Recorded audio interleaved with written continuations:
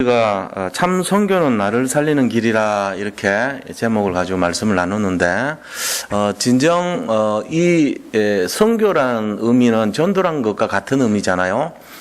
그래서 만약에 우리가 이 전도 선교를 하지 않으면 어떻게 되냐 하는 거예요. 일단은 재앙이 임하는 거죠. 그러니까 우리 자신과 가문과 또 교회와 현장과 시대에 흑암이 역사하고 재앙이 임하는 거예요. 그러니까 복음이 없으면은 항상 정말로 우리도 모르게 각인이요, 이 흑암의 각인이 딱 각인되는 거예요. 그러니까 복음 안 들어가면은 당장 뭐 무슨 일이 나는 거냐 이렇게 생각할지 모르지만 그게 무서워요. 자기도 모르게 그 속에 이렇게 점여지는 거예요. 점점 그 재앙 속으로 들어가기 시작하는 거예요. 그러니까는 우리가 이 내용들을 재앙을 임하고 나서야 깨달으면 늦죠. 그때는.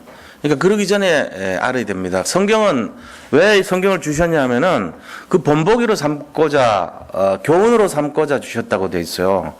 그래서 우리가 성경을 가지고 그 가르침대로 참고로 해서 우리의 실패를 막기 위해서 성경 주셨다고 되어 있는데 많은 사건들이 보면은 전부 다 하나님을 떠난 인생에 대해서 나와 있거든요. 그 전도와 선교가 펼쳐지지 않았을 때 우리 자신과 그 가문의 역사는 흑암, 현장과 시대와 교회 역사는 흑암이 완전히 모든 걸 다 망가뜨려 놓는 거예요. 지금 그런 모습들이 다 나타나는 게 사람들이 전부 복음 모르니까 자기중심 돼버리잖아요. 모든 것을 자기가 주인이 돼가지고 살아갑니다. 뭐 과거로부터 다 그랬지만 복음이 없는 사람들은 하나님의 인도를 받는 것이 아니라 자기 경험과 자기 인도를 받고 살고 있죠. 그래서 재앙이 그냥 계속 임하는 거예요. 우리가 이거를 잘 알아야 됩니다. 자기 자신이 주인이 되면 안 된다는 거.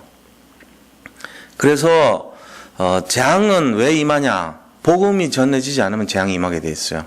이거는 뭐 영적인 과학이기 때문에 어떻게 증거를 댈 필요가 없어요. 당연히 그런 겁니다. 그래서 각 가정에 문제가 있고 어려움이 오고 하는 이유가 이제 이것 때문에 그런 거예요. 그래서 참된 복음, 참된 선교를 놓쳤기 때문에 그런 거다. 그러면 이 참 선교가 우리가 회복이 되면 어떻게 됩니까? 이것들이 다 회복되는 거예요. 지금 펼쳐져 있는 모습들 보세요. 가정에 여러 가지 어려움들 있죠. 가족 간에 문제 있죠. 자녀들 문제 있죠. 그 다음에 또 경제 문제 있죠. 질병에 관한 육신의 문제 있죠. 그 왜 일어납니까? 자세히 보면요. 참된 선교, 참된 전도를 안 해서 그런 거예요. 우리가 해야 되는 거 아는데도 거기에 별로 이렇게 관심 없이 살다 보면은 재앙이 싹 들어와 버려요. 내 인생 그렇게 살고 싶지 않았는데 이거는 과학이라니까요. 과학이란 거는 반드시 일어나는 게 법칙이 과학이에요. 그러니까 누가 하더라도 물을 부으면 위에서 밑으로 흐르잖아요. 이게 과학이에요. 달 날아가면요. 물이 위에서 밑으로 흐르지 않아요. 중력이 적기 때문에 흐르긴 흐르는데 되게 약해요. 그리고 둥둥 떠다녀요. 물이. 무중력 상태에서는. 이 우주의 상태는 진공 상태잖아요. 무중력이란 말이에요. 그러니까 거기는 물방울 이렇게 해놓으면 물방울이 떠다녀요. 위아래가 없어요. 그냥 있는 위치에서 그대로 있는 거예요. 이 가라고 딱 찔러 놓으면 간성의 법칙이라 그래서 계속 가요. 어느 방향으로. 근데 힘을 안 주면요. 그대로 멈춰 있어요. 그러니까 우리가 이런 것이 과학이라니까요. 뭐 어른이 한다 그래가지고 달라지고 어린아이 한다 그래 달라지는 게 아니고 그 환경 속에다 물을 부으면 떠 있는 거예요. 우주에는. 그게 과학이에요. 지구상에는 위에서 밑으로 흘러가는 것이고요. 그게 과학이라니까요. 그러니까 이게 영적인 과학이란 말이에요. 그리스도가 복음이 선포되지 않으면은 재앙이 임한다는 거예요. 어느 날 보니까 우리 가정에 여러 가지 어려움이 와 있어요. 경제 문제도 와 있고요. 질병의 문제도 와 있고, 가족의 여러 가지 어려움들, 왜 그렇게 살고 싶지 않은데 그런 일이 자꾸 일어나는가? 과학이라니까요. 그래서 이 영적 과학의 사실을 우리가 잘 이해한다면은 선교, 전도 하면 돼요. 그럼 없어져 버려요. 그게. 그럼 내가 평상시에 어떻게 하면 됩니까? 이거 알아야 되잖아요.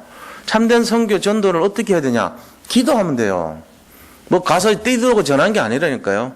그거 말고 정말로 오직 그리스도밖에 없다는 걸 가지고 기도하시고, 내가 가는 모든 현장에 하나님 나라 임하도록 기도하시고, 내 능력이 아니라 하나님 능력으로 사람 살리고 현장 살리도록 기도하시는 거예요. 성령 충만 가지고. 그거 갖고 기도하면서 전도예요, 그게.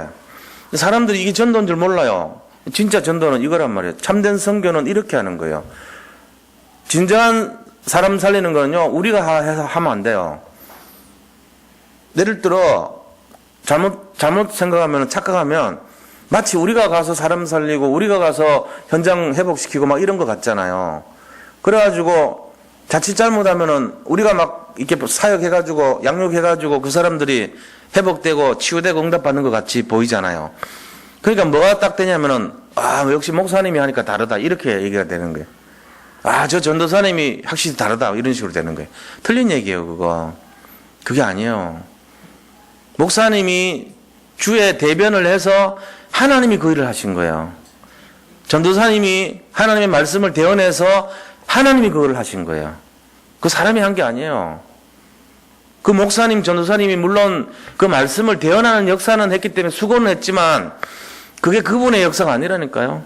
그게 그 목사님의 역사가 아니에요. 성령의 역사예요. 우리가 이걸 진짜로 안다면 교만할 필요가 없어요. 무슨 큰 교회 담임 목사님이라 해가지고 뭐 영권이 틀려지고 뭐가 달라집니까? 말씀의 능력이 다르죠. 왜요? 성령의 역사가 다른 거죠. 그러면 그 목사님이 하셔가지고 다른 건 아니에요.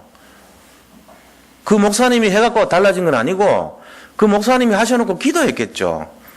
그러니까 성령의 역사하신 거예요. 그 목사님의 믿음이 적용을 했겠죠. 그러면은 그거는 맞겠죠. 근데 그 목사님이 영권이 있고 뭐가 있어가지고 마치 그분 때문에 된 거는 착각하는 거예요. 그거 아니라니까요. 옛날에 그랬잖아요. 조영기 목사님이 신방하면 1억씩 내야 됐어요. 왜요? 영빨이 세니까. 목사님 오면 영권이 있으니까 흑암 다 꺾어주고 잡아 죽이고 사업 잘 되게 거기 방해하는 흑암들 다 잡아 죽이고 이런 겁니까? 그리고 돈 많이 받아가지고 그걸 했다니까요. 그 맞는 얘기입니까? 그렇게 하는 게? 위대한 큰 목사님이 가가지고 기도해주면 역사 일어나기 때문에 돈 많이 주고 이런 거 맞습니까? 제가 목사님 욕하는 게 아니에요. 원리가 잘못됐다는 거예요. 그렇게 하면 안 돼요. 하나님이 하신 거야. 그렇잖아요. 우리가 착각하는 게 그런 부분이에요. 그러니까 우리는 뭘 해야 되냐면요. 담임이건 뭐건 아무런 관계 없어요. 믿음의 분량에 따른 거예요. 단지. 그러니까 제가 가서 믿음 없는 상태에서 하면은 역사 안 일어납니다. 그건 당연히. 그러나 정말로 제가 선포하고 믿어버리면요. 되는 거예요. 그거는. 그 역사는 다 하나님이 하시는 거죠. 우리가 이거를 놓치면 안 됩니다. 자, 어떤 분이 자기 어떤 그 영적인 비밀을 잘 알고 누리면서요. 오랜 동안 그걸 했어요. 기도를 오래 하고 전도를 오래 하고 말씀을 오래 읽었어요. 뭐가 다르죠? 우리 이런 거 알아야 됩니다. 기도를 조금 하고 말씀을 잠깐 읽었고 전도를 가끔씩 하는 사람하고 오래 하는 사람하고 차이 나는 게 뭐죠? 뭐가 능력이 달라집니까? 뭐가 달라집니까? 그러다 시간을 많이 들이고 하면은 정성이 많이 들어갔습니까? 뭐가 달라집니까? 그 이유를 알아야 되잖아요. 아무도 알 수 없어요. 솔직한 얘기로. 그렇게 열심과 중심과 열심과 특심으로 한 사람이나 게을르게 나태하게 한 사람이나 아무도 모른다니까요. 역사는 누가 일으켜요? 성령이 하시기 때문에요. 그 사람이 어떤 중심으로 했는지는 모른단 말이에요. 겉으로 봐갖고는. 깜빡 속는 거예요. 잘못하면. 열심히 특심으로 기도하고 말씀 전하고 보험한 사람 우리가 볼 때는 대단하다 보이죠. 엉터리일 수도 있어요. 제가 이렇게 말하면 죄송합니다. 왜냐하면 성령이 판단하시는 거예요. 하나님이 하시는 거예요. 그 정도예요. 그런데 기도 잠깐 하고 말씀 많이 안 보고 전도 이렇게 많이 못해도 그 마음속에 진짜 진실이 있고요. 믿음이 있으면요, 성령 역사예요. 그게 진짜일 수도 있어요. 그러니까 우리가 어떤 겉으로 껍데기 가지고 자꾸 판단하는데, 그거 전부 엉터리예요. 틀린 거란 말이에요. 그런 것이 아니에요. 그래서 우리가 진실함과 정말로 믿음의 기준이 돼야 되지, 겉으로 드러난 거, 물론 이제 진실함과 믿음이 있는 사람은 오래 기도합니다. 당연히. 말씀도 많이 보게 돼 있고요. 전도 중심으로 살게 돼 있습니다. 그런데 제가 말씀드리는 골자는 뭐냐면은 기도를 오래 하고 말씀을 많이 보고 전도를 많이 했다고 하는 것이 기준이 되면 안 된다는 거예요. 그게 속이는 거예요. 믿음과 진실함과 중심을 우리가 봐야 되는 거예요. 그게 진짜란 거예요. 그게 기준이 돼야 돼요. 그래서 이 마음으로 우리가 딱 전도, 참 선교는 나를 살리는 길이다 하는 걸 알아야 됩니다. 참된 선교라는 말이 그런 겁니다. 거짓 선교도 있습니까? 있습니다. 선교의 모양만 띄는 것이 거짓 선교입니다. 참 선교는요, 진짜 마음을 담은 선교를 말하는 거예요. 마음을 담아서 기도하고, 마음을 담아서 전도하고, 마음을 담아서 사람 살리려고 그러고, 이게 진짜란 말이에요. 그게 참 선교예요. 그러니까 제가 처음부터 끝까지 말씀드리는 거는 우리가 외형적인 거에 속지 말고 그 안에 있는 것을 바라봐야 된다는 내용입니다. 그렇게 할 때 진짜가 되는 거예요. 그래서 요즘 제가 뭘 이렇게 자꾸 하냐면은 우리 자신들이 중요한 거예요. 내 자신의 내면이 중요한 거예요. 내 자신의 내면의 영적 상태가 너무 중요한 거예요. 신앙생활 10년, 20년, 30년 했는데 잘못하면요, 다른 기준으로 우리를 포장해가지고 살 수 있습니다. 아닐 수 있습니다. 신앙생활 1년 해도요, 진실함과 중심을 가지고 정말로 주님 바라보고 오직의 믿음이라면요, 이 사람 제대로 된 사람일 수 있습니다. 제가 진짜 말하고 싶은 건 그거예요. 그분의 영적인 상태가 중요하다는 거예요. 영적인 흐름이 중요한 거예요. 영적인 방향이 중요한 거예요. 영적인 내면이 중요한 거예요. 100년을 예수님 믿었는데도 전혀 예수 믿는 냄새도 안 나고 방향도 틀리고 색깔도 틀리고 뭐 어떤 마음가짐도 틀리고 행동도 틀리다면 그거 틀리게 믿은 거예요. 그런데 단 하루를 진짜 믿더라도 뭔가가 달랐다면 그 사람 다른 거예요. 우리가 이 원리를 알아야 돼요. 그러니까 진짜가 돼버리면요, 한 달을 믿어도 제대로 된다니까요. 그래서 제가 요새 하고자 하는 것이 뭐냐면은 우리 모든 성도님들이 참된 것을 누리도록 하자는 거예요. 참된 것을. 그래서 내면을 좀 바르게 하자는 거예요. 내면을. 지금 많은 성도님들이 교회를 다니고 있으면서도 우리 교회는 좀 덜해요. 순수해요. 그래도 중직자분들이 뭐 이렇게 자기가 뭐 이렇게 대접받고 뭐하고 내놓으라 하고 그런 분들도 없어요. 자리 다툼하고 이런 분도 없고요. 파당 짓는 분들도 없어요. 우리 교회는 차분해요. 진짜로 순수해요. 근데 바깥에는 어떻습니까? 지금 교회들이 전부 포장되어 있고 껍데기가 많다 보니까 진짜를 다 놓치고 사는 사람들이에요. 그러다 보니까 어떻게 돼요? 영적인 상태는 완전히 불신자나 비슷하게 사는 거예요. 그들의 마음속에는 율법이 있고요. 예를 들어 이런 거죠. 뭐 어떤 사람이 일을 하는데 유리컵을 깼어요. 그러니까 세례 요한은 뭐라고 말을 합니까? 아이고 조심을 좀 하지. 세례 요한 태도입니다. 우리 가운데 세례 요한이 막 튀어나오는 거예요. 아이고 잘 보고 하지 그거 깨고 그러냐. 이거 세례 요한입니다. 율법입니다. 그러면서 또 뭐 합니까? 아이고 다치지 않았어? 응? 아이고 하마터면 다칠 뻔했네. 쯔쯔쯔. 예레미야입니다. 똑같이 살아가는데도 우리 속에 그게 다 숨어 있어요. 그러면서 또 뭐죠? 그런 모습이 자꾸 나타나는 거예요. 우리 속에. 근데 복음은 어떤 거죠? 복음은 다 수용하는 것입니다. 복음은 용납하는 것입니다. 복음은 이해해 주는 거예요. 오히려 그를 위로해 주고요. 아유 하마터면 다칠 뻔했는데 괜찮아. 아무런 걱정하지 마. 이렇게 위로해 주고 세워주고 인정해 주고 이런 게 복음 아닙니까? 그런 것처럼요. 그게 진짜가 돼야 되는데 우리가 껍데기로는 교회 생활하고 신앙생활하고 오래 다 합니다. 근데 입에서 나오는 것이 전부 다 예레미야 나오고 세례 요한 나오고 막 나와버려요. 그래가지고 막 정죄하고 판단해버리고 막 싸질러 놓고 가슴에 못을 박고 이런 짓 막 한단 말이에요. 말은 그리스도라고 시큰 해놓고는 행동하는 건 전부요. 입에서 독화살이 막 나옵니다. 사람 막 죽입니다. 눈만 뜨면 짓는 것이요. 사람 죽이는 거 익숙합니다. 판단합니다. 그게 먼저 앞서간다니까요. 그래서 이거를 좀 돌이키자는 거예요. 돌이키는 방식이 뭐죠? 진짜로 나를 부인해야 돼요. 나는 없어지고 그리스도가 진짜로 내 모든 것이 돼야 돼요. 그럼 달라지죠. 그래서 그 영적 상태를 회복하기 위해서 하는 것이 구원의 길 쓰는 거잖아요. 그거 간단한 건데 이게 뭐 그리 대단합니까? 힘들죠. 지속하는 게. 근데 왜 하냐면요. 영적 상태를 좀 바꿔보려고 하는 거예요, 지금. 딴 거 없어요. 그거를 천년만년 써보세요. 어떻게 되나. 각인 바뀝니다. 사람 살리는 쪽에 방향 맞춘 거잖아요. 순종하는 거잖아요. 달라집니다. 그럼 우리 이제 앞으로는 지금 슬슬 하고 있는데 이거 정말 괜찮아요. 제가 계속 써보니까 이거 괜찮아요. 뭐 억지로 하는 분들도 있겠지만 도전을 해보세요. 내가 이제 순서 되면은 그렇게 하려는데 이것 때문에 하는 거예요. 좀 우리가 하루를 믿더라도 정말로 믿음으로 진실함으로 영적인 상태가 올바름으로 좀 제대로 믿는 사람 모습답게 이런 자세를 가지고 해보려고 하는 거예요 지금. 그거를 찾아가자는 거예요 앞으로 우리 교회가. 그래서 우선은 구원의 길을 쓰는 거지만 또 다른 방식으로 제가 또 한번 숙제를 드릴 거예요. 나를 진실하게 만드는 내용이 어떤 것인가. 내가 정말 그리스도 닮아가는 개인화가 되는 방식이 어떤 것인가 찾아서 또 한 번씩 권면을 하고 그렇게 할 거예요. 그래야지 우리라도요, 여기 있는 분들이라도 정말로 사람 살릴 수 있고요. 강단의 말씀이 내게 되고요. 삶의 적용이 되고요. 우리가 삼는 기준이요. 겉으로 드러나는 모습이 기준이 아니고 내면의 상태가 기준이 돼야 되는 거예요.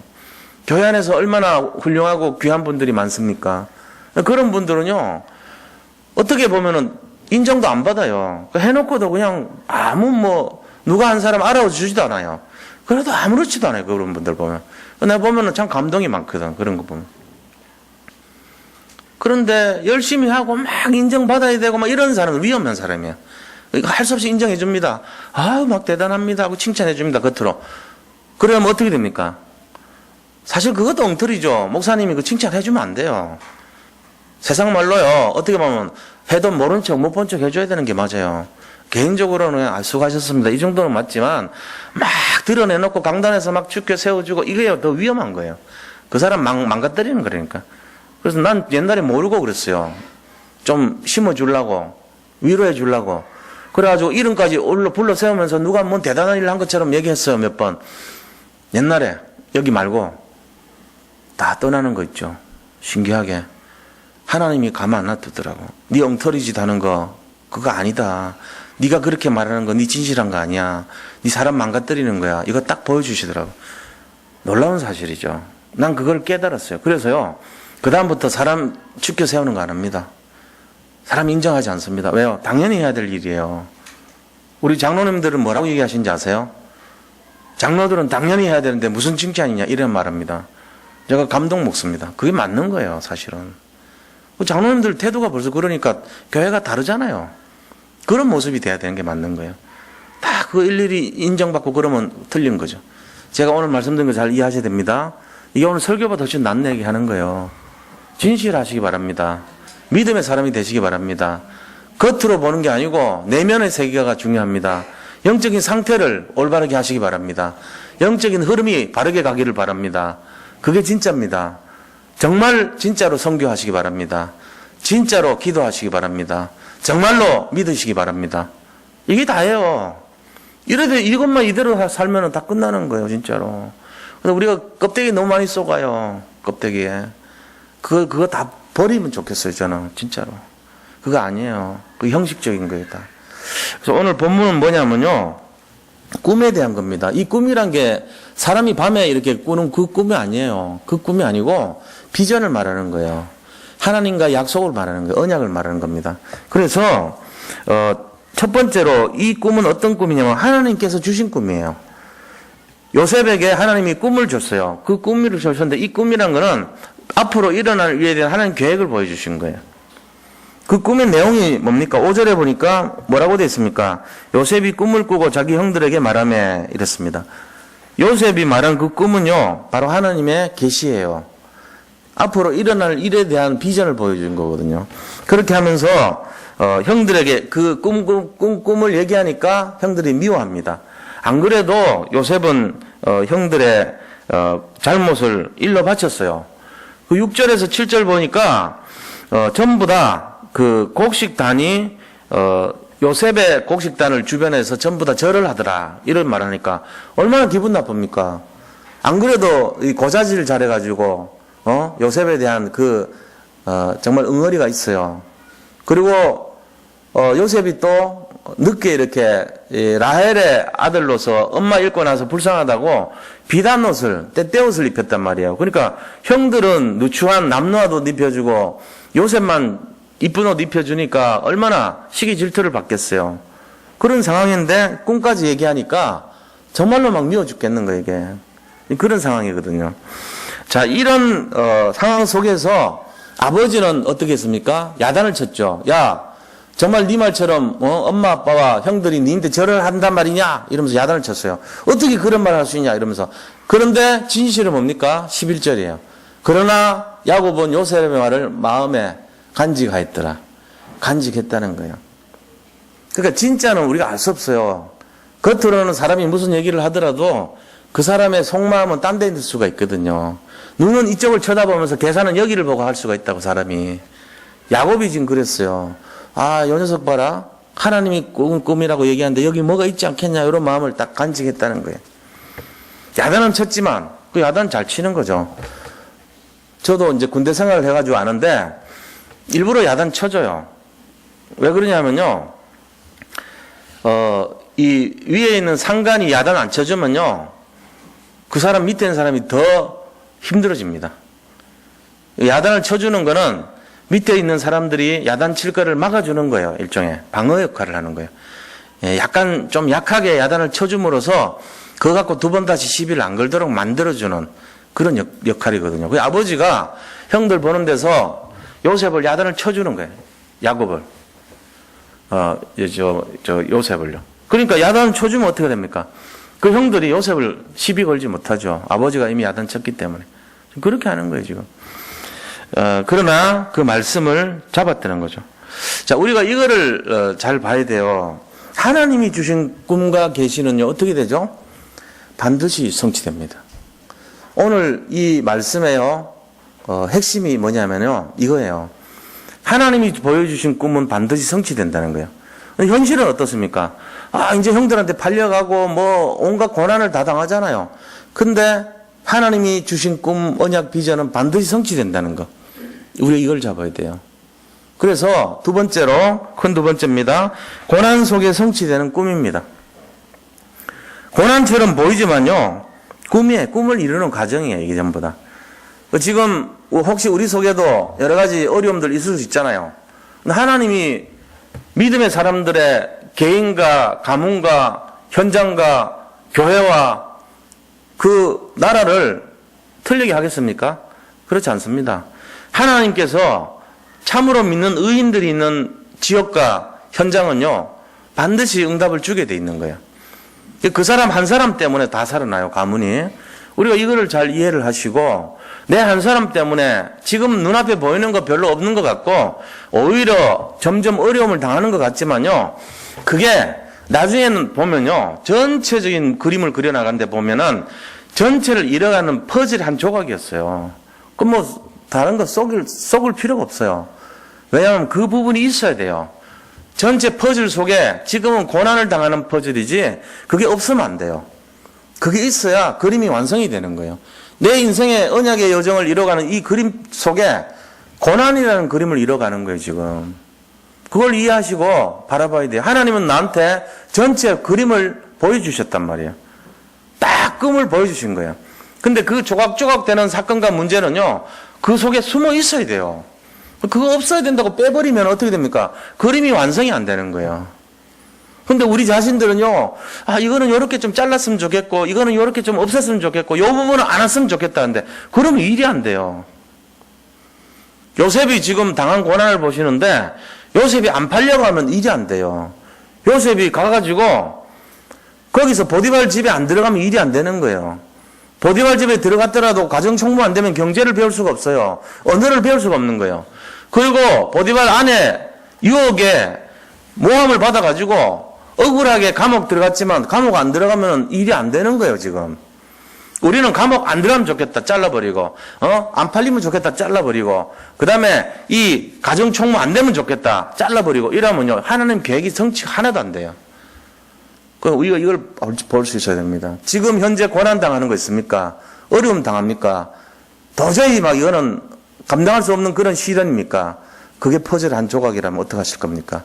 그 일이 있어야만 된다면 어떡하실 겁니까? 그 일 때문에 앞으로 장차 받을 엄청난 축복의 비밀을 누릴 시간표라는 것을 안다면 어떻게 할 것입니까? 감사함으로 받아야 돼요. 그래서 사도 바울이 뭐라 그랬어요? 범사에 감사하라. 쉬지 말고 기도하라. 항상 기뻐하라. 세 가지가 한 세트란 말이에요. 우리가 그냥 어려움 당한다고 절망하고 낙심하고 염려할 것이 아니라 너희 구할 것을 감사함으로 하래라 그랬어요. 모든 환난과 고난 속에서도 너희 구할 것을 감사함으로 하래라. 그리하면 지극히 뛰어난 하나님의 평강이 너희 마음과 생각 지키신다 그랬잖아요. 그죠? 그러니까 하나님께서 우리 모든 사정을 아시면서요. 필요한 거 다 주시는 거예요, 결국은. 이 원리를 아셔야 돼요. 고난 속에도 반드시 꿈은 이루어집니다. 이거를 놓치지 마시기 바랍니다. 우리가 다 알고 있는 내용 같지만요. 이게 실제적으로 아주 절묘한 사건들이에요. 그래서 자, 우리가 이제 알아야 될 것이 뭐냐면 세 번째, 하나님의 언약 성취 방법을 알아야 돼요.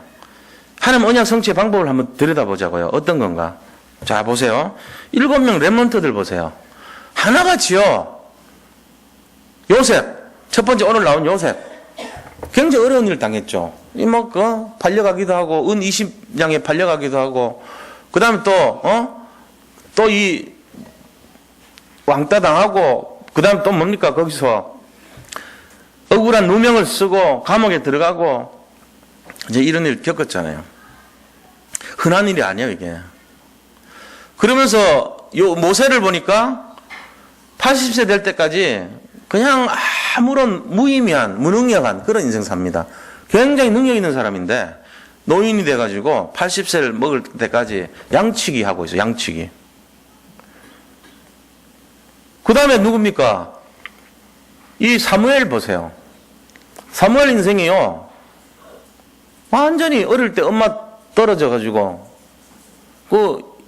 젖대고 나서요. 어린 유아 아닙니까? 유아. 유아기에 우울증 오는 거 아닙니까? 엄마 없어봐. 유아기 엄마 없어봐요. 우울증 오는 거죠. 자기 100%가 없어지는 거지. 영아, 유아, 우울증 들어보셨어요? 사무엘이 원조예요. 근데 그거를 뭘로 해결했냐? 하나님, 그리스도에 집중해가지고 해결한 거예요. 그래서 이름을 사무엘이라고 부르는 이유가 뭔지 아시죠? 사무란 뜻이 뭡니까? 사무. 사무란 뜻이 뭐죠? 들으라 이 말이에요. 쉐마, 쉐마 하면 들으라. 쉐무 하면 듣다. 사무, 이거는 쉐무가 맞아요. 쉐무엘이에요, 원래. 근데 한국말로 번역하다 보니까 사무엘. 우리는 좀 무식하게 번역하거든요. 이름 같은 거. 키프로스라는 섬을 구브로 이렇게 번역해요, 우리는. 페르시아라는 나라를요, 바사 이렇게 번역해요. 그러니까 우리가 읽는 내용들은 이게 제대로 된 발음이 아니라 영어를 모르고 라틴어를 모르는 무식한 사람들 번역 다 해놨어요, 옛날에. 뭐 보고 해갖고 그런지 아세요? 중국말, 그러니까 한번 번역해서 중국말 해놓은 걸 보고 번역해갖고 이상하게 돼버렸어. 전부 다 그래요, 대부분이. 그러니까 사무엘이 아닙니다. 쉐무엘입니다. 엘은 하나님이잖아요. 쉐무 하면 듣다는 얘기예요. 하나님 말씀 듣고 자랐어요. 그래서 이름이 사무엘인 거예요. 요 앞에서, 언약궤 옆에서. 자, 그런 사무엘이 어려움 당했죠. 다윗은요, 맨날 왕한테 쫓겨다녔어요. 고난이 다 있어요. 그리고 엘리야, 아합왕이 얼마나 괴롭혔습니까? 죽이려고 그랬어요. 그죠? 그래가지고 그 오바댜라는 국내 대신이 목사님들 50명 이렇게 숨겨가지고 막 떡 먹여주고 물 먹여주고 해서 가도 그 시절이란 말이야. 얼마나 핍박당했을까요? 엘리야, 엘리사요. 아람 군대가 막 쳐들어와가지고 죽이려고 막 공격하고 그랬잖아요. 그 다음에요, 이사야. 므낫세 왕이 니 왜 보안법 어겨서 나라 왜 망한다고 자꾸 얘기해. 잡아들여가지고 톱으로 쌀어서 죽였어요. 바울 바울 가는 데마다 힘든 일을 당했어요. 너무너무 어려웠어요. 바울을 죽이고 금식해가지고 40일 동안 밥도 안 먹겠다고 죽이기 전에 결사대를, 비밀 결사대가 쫓아다녔다니까. 바울 인생 굉장히 힘들었잖아요. 하나같이 7명의 렘넌트 삶이 우리가 그 일 직면하면은 하루도 아마 못 견딜 정도로 힘들고 어렵고 그런 삶이었어요. 그런데 결론은 어떻게 됐어요? 완전히 언약 성취 주역들이 다 됐죠. 7명 렘넌트의 삶 보면요, 하나같이 다 영적인 축복의 대표적인 인물들 다 됐잖아요. 우리가 이거를 딱 보면은 하나님의 방법이 뭐냐? 고난이에요. 지금 혹시 고난이 있습니까? 혹시라도 여러 가지 어려움이 있습니까? 개인 문제, 가정 문제, 자녀 문제, 경제 문제, 질병의 문제, 여러 가지 그런 문제 있습니까? 그분은 보통 분 아닙니다. 이유가 있는 분입니다. 반드시 그렇습니다.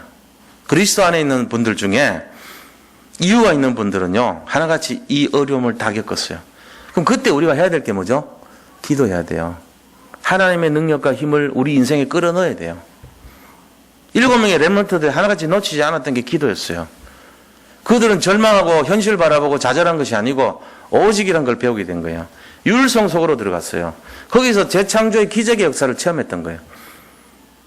우리가 이 비밀을 알아야 됩니다. 이게 하나님 방법이에요. 지금 우리 가운데 아무런 문제 없다고 생각하는 그 사람이 심각한 영적 문제자일 수도 있습니다. 문제가 왜 없습니까?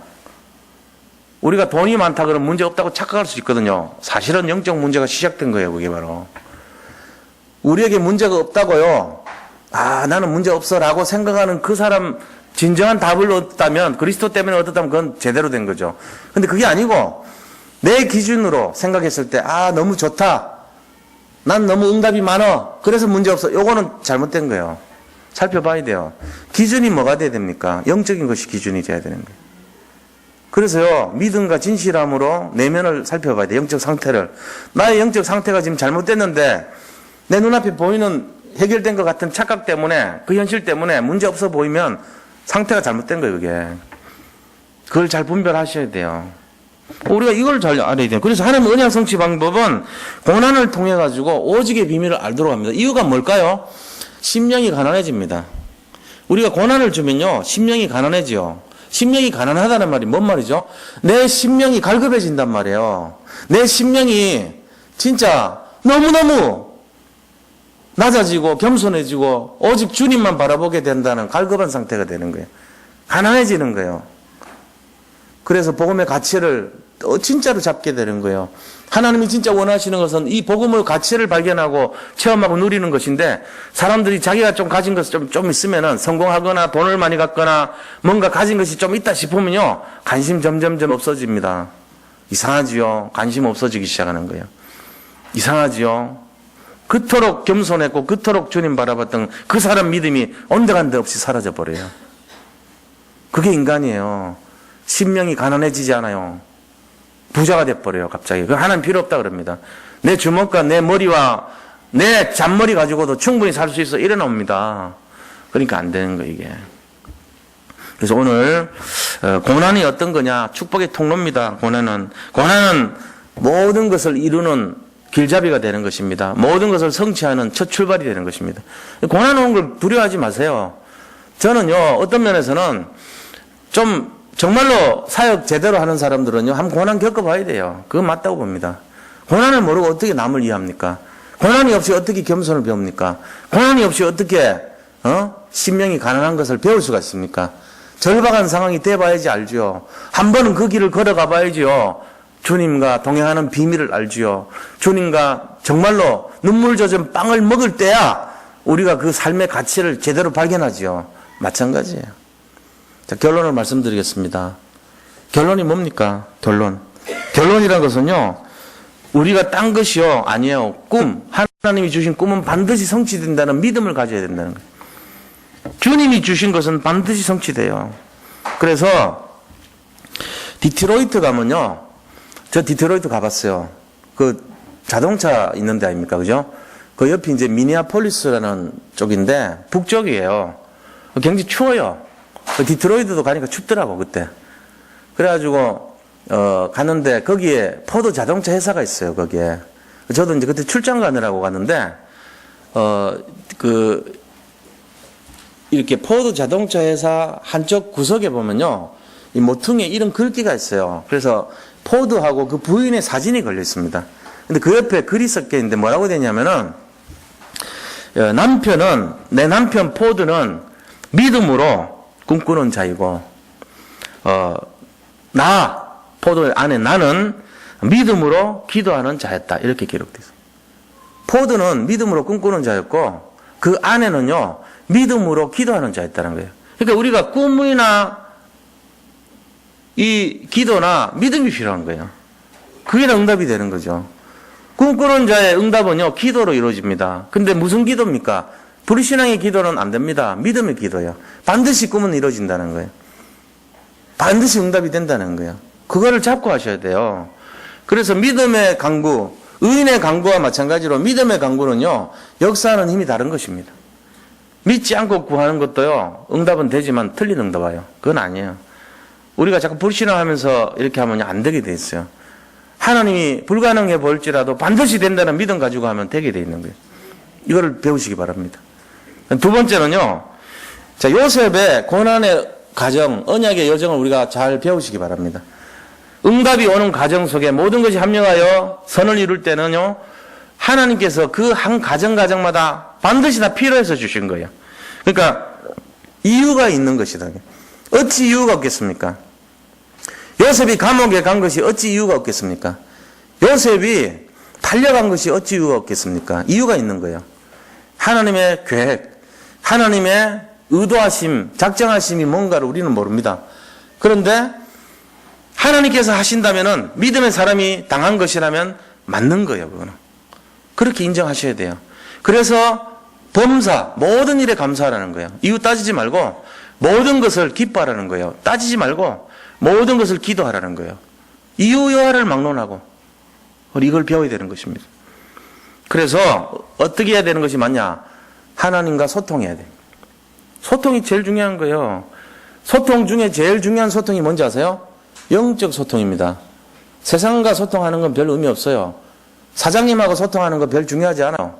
대통령과 소통하는 것도 별 중요하지 않아요. 진짜 중요한 거는 하나님과 소통해야 돼요.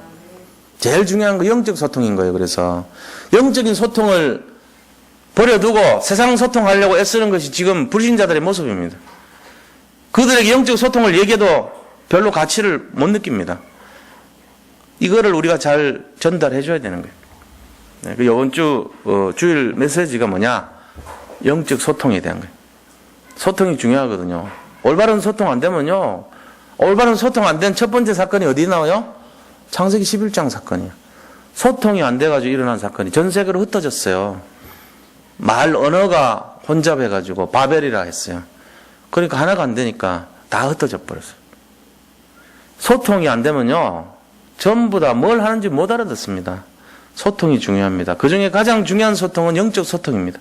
그래서 우리가 이 내용을 가지고 기도의 사람이, 믿음의 사람이 되어야 되는 줄 믿습니다. 오늘 이 받은 말씀을 가지고 꿈의 사람 야곱, 요셉, 꿈의 사람 이 요셉이 정말로 이 비전을 성취하는데 어떤 걸 가지고 했겠느냐? 믿음을 가지고 있었어요. 그러니까 이루어진 거예요. 오늘 여기 계신 우리 성도님들, 정말로 하나님이 주신 우리에게 비전이 있다면, 꿈이 있다면 그걸 그대로 믿으시기 바랍니다. 과정은 우리가 생각하면 안 돼요. 과정 몰라요. 어떻게 되는지. 그러나 이유와 과정을 막론하고 꿈은 반드시 성취되게 되어 있습니다. 그걸 믿으시기 바랍니다. 자, 우리 받은 말씀 생각하면서 같이 한번 함께 기도하겠습니다. 하나님 감사합니다. 우리에게 복음을 주시고 비전을 주시고 세계복음화의 언약을 주셨는데 이 언약은 반드시 이루어질 것을 믿습니다. 우리가 이 비전을 가지고 지금 현재 우리의 연약함과 현재